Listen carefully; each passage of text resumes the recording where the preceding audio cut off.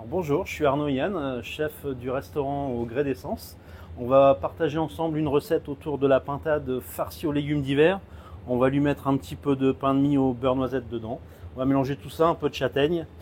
Et voilà, c'est une recette que vous pourrez refaire pour les fêtes qui est vraiment fabuleuse. Et puis avec tous ces légumes, là, ça va être vraiment, vraiment génial.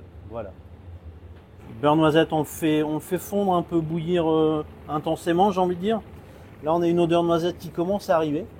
Et nous, on va pousser juste un petit peu la coloration et on va l'arrêter. Là, vous n'avez pas les odeurs, forcément, sur la vidéo. Et là, au nez, on a vraiment une jolie odeur noisette. Et ça, on va le mettre sur notre pain de mie un peu rassis. Alors, on a du pain de mie, mais si vous avez un pain de campagne, un pain en céréales, un pain en son, quelque chose qui a bien du goût, ce sera encore mieux. Voilà. Je regarde quand est-ce qu'on arrête. On arrête, bah là, je vais arrêter de l'embêter. Et là, on est bien.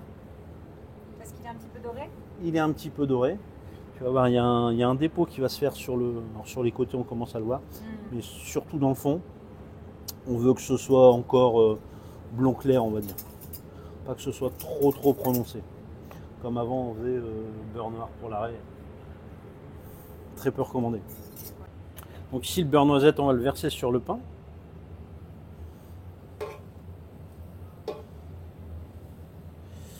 Et donc là, on va aller chercher tout ça au fond, là. C'est vraiment là-dedans qu'on a nos parfums de noisette. Donc lui, on le laisse imbiber. Ça va nourrir notre pintade pendant la cuisson. On va éviter de la rendre un peu trop sèche. Et ça va nourrir nos légumes également. Pour la farce ici avec les légumes, on va tout couper en petits dés, en petites mirepoix si on veut.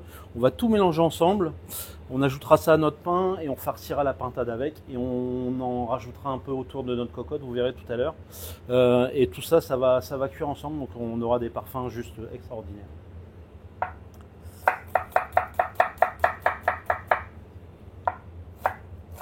Alors ici, on a taillé tous nos légumes en petits morceaux.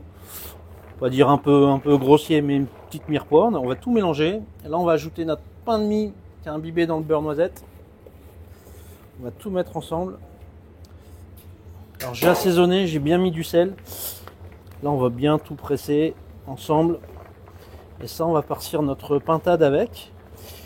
Et puis l'excédent de légumes, on le mettra autour dans la cocotte. Et ça nous servira de garniture.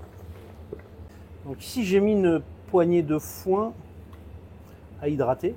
Alors du foin bio qu'on peut trouver en animalerie, style gamme vert ou autre chose. On le fait tremper pour le remettre un petit peu, pour l'hydrater, un peu comme une tisane ou un thé. Et ça, quand ça va monter en chaleur, ça va diffuser tous ces parfums. Donc ça, on va le mettre dans le fond de la cocotte, ici. Hop, juste comme ça. On va poser une grille. Et après, on va venir mettre notre pintade farcie, nos petits légumes tout autour. Et ça va venir parfumer les légumes, la pintade. On aura quelque chose de très goûteux.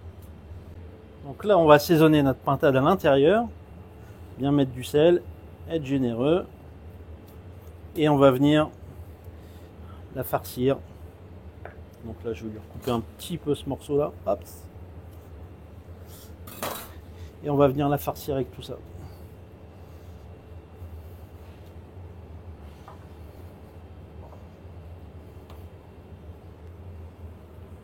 On tasse bien.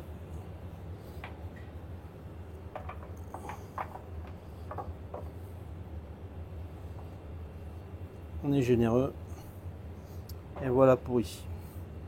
On va juste lui mettre un petit peu d'huile. Donc le coup qu'on a gardé, bien évidemment, on le met avec.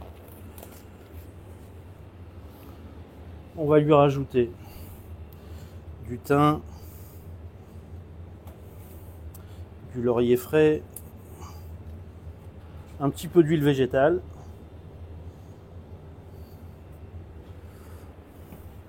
On va l'assaisonner sur le dessus également. Et là, on vient généreusement garnir notre cocotte avec tous nos petits légumes là.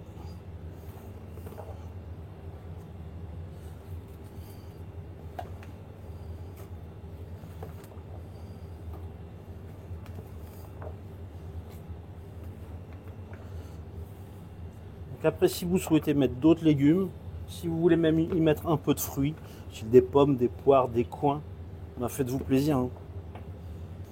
Et là, on est parti dans un four chaud à 200 degrés pour 1 heure. Alors, on se retrouve ici à mi-cuisson. Ça fait 30 minutes que notre volaille est au four avec nos petits légumes. Ici, on a des effluves très très intéressantes. On va mettre un peu, on va arroser avec du vin. Alors là, en l'occurrence, moi, je vais arroser avec du vin jaune. À la maison, si vous n'avez pas de vin jaune, vous pouvez arroser avec un vin blanc, peu importe lequel. Ça fera bien l'affaire. Et après, elle va repartir pour une demi-heure au four. Donc là, il faut être généreux.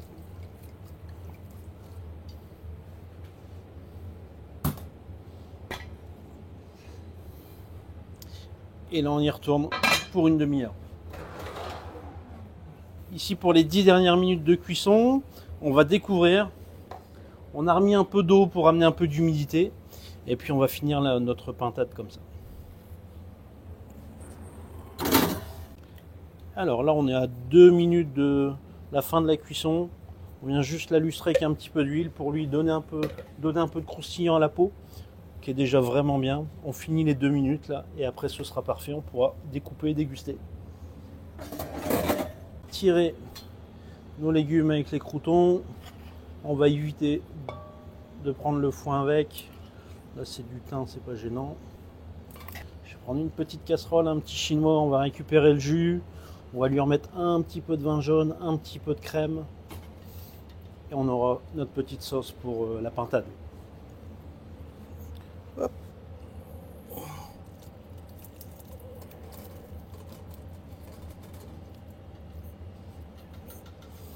Et voilà. Là, on a tout récupéré. Et là, on vient bien presser. Ça, on va récupérer un maximum de jus avec tous les arômes qui vont bien. Et voilà.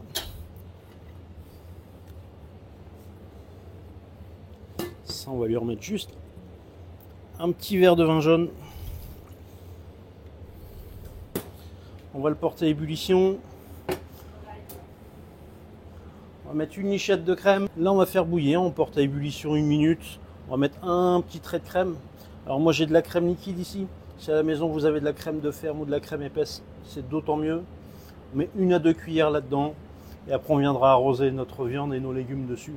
Et ce sera juste parfait. Tu vois, on a tout l'alcool du vin jaune qui s'évapore. On ne cherche pas l'alcool, on cherche les arômes plutôt. Donc, on laisse bouillir.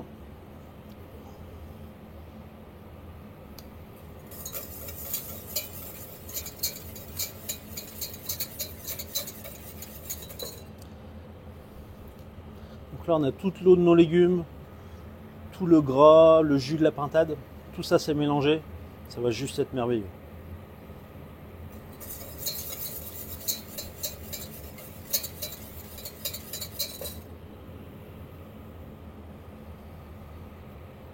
Voilà. Donc là, on ressent plus trop l'alcool. On a plus les arômes. Au début, quand ça commence à bouillir, on a l'alcool et c'est presque désagréable. Une fois que c'est évaporé, voilà. Une petite lichette de crème.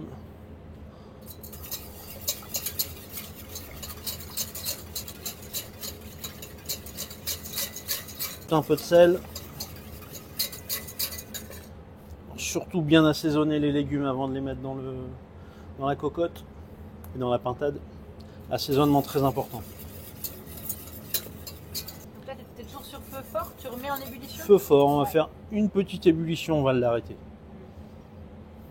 Là, on est bien.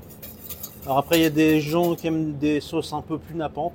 Bon, à ce moment-là, on peut lier la sauce soit avec un roux, soit avec un peu de fécule de maïs. Mais là, je trouve ça très bien. Avec les légumes, tout ça, ça va faire un petit bouillon qui sera sympathique à... Voilà, un coup de bouillon. Moi, j'arrête la sauce. Et là, on va goûter. On va rectifier l'assaisonnement.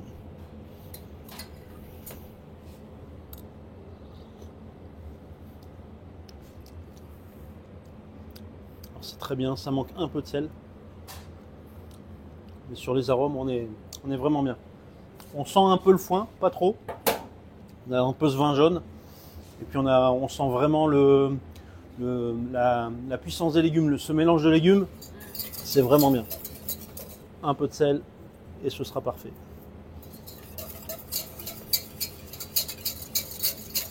Et voilà. Et là on attaque la découpe de la volaille. Donc là on suit la cuisse gentiment. Hop, on prend le petit solilès ici. On craque à la jointure. Alors la cuisse, c'est vrai qu'elle est un petit peu rosée encore. Mais très bien à manger.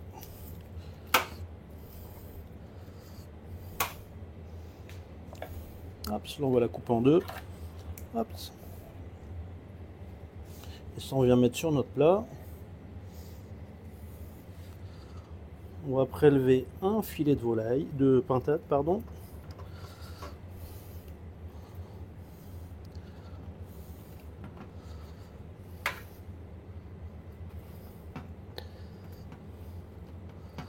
C'est un peu chaud.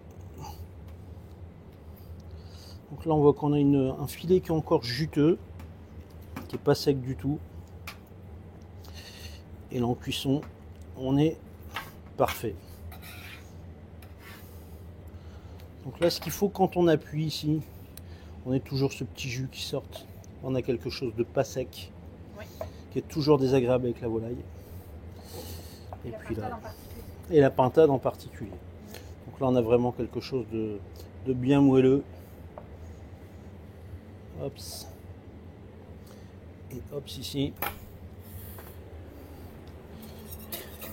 Et là avec notre sauce, on vient généreusement arroser tout ça.